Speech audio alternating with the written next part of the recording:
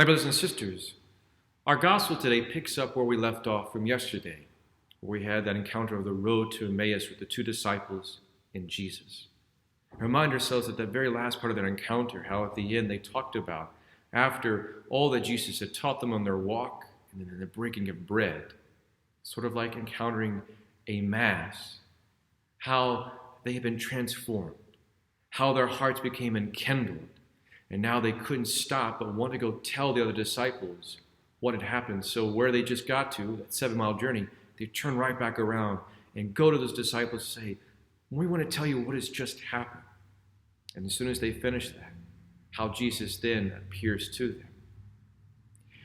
One thing I've always noted that was pointed out to me, and I hope it's the same for you. Look at Jesus' response when he finally appears to this group. It doesn't say how large it is or where it is. It tells them these words: peace be with you. Jesus could have easily chastised all of them for abandoning him, leaving him in his most vulnerable moments. The first words he gives to them, because he knows they are terrified and startled.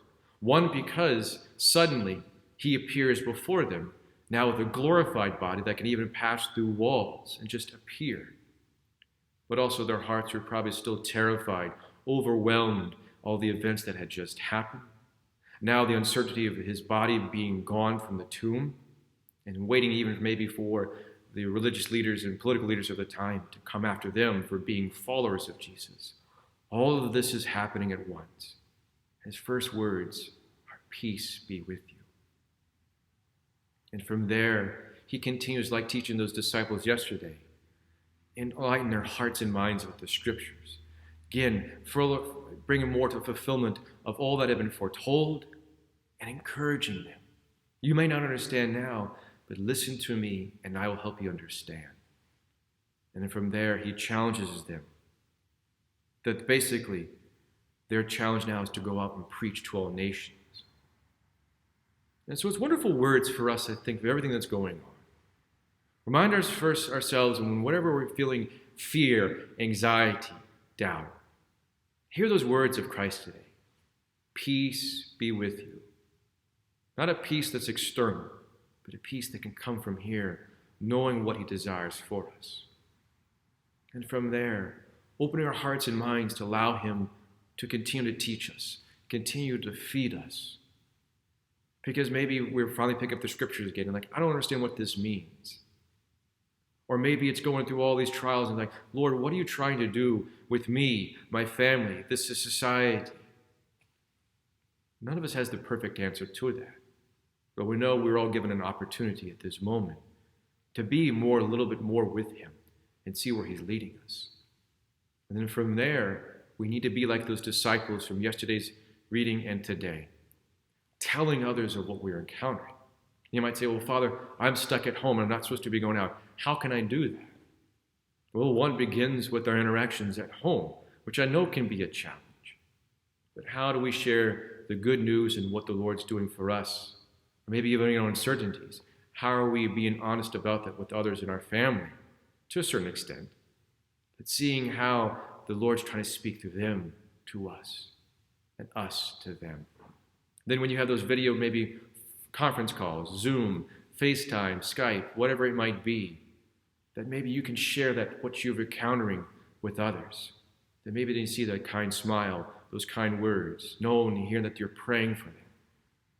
Or maybe in those encounters when you do go out, it's not like to everyone, hey, stay back, I don't want to encounter you.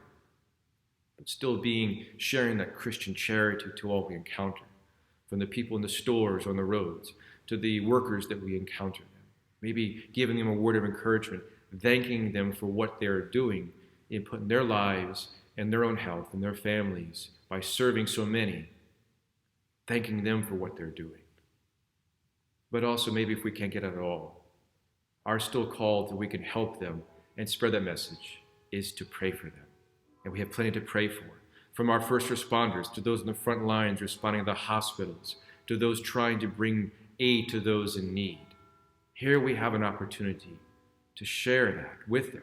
They may not realize it now, but our Heavenly Father realizes that. In the end, maybe when we are called home with him, we'll see the fruit of our labors even now even though it may not be physically seen by the world.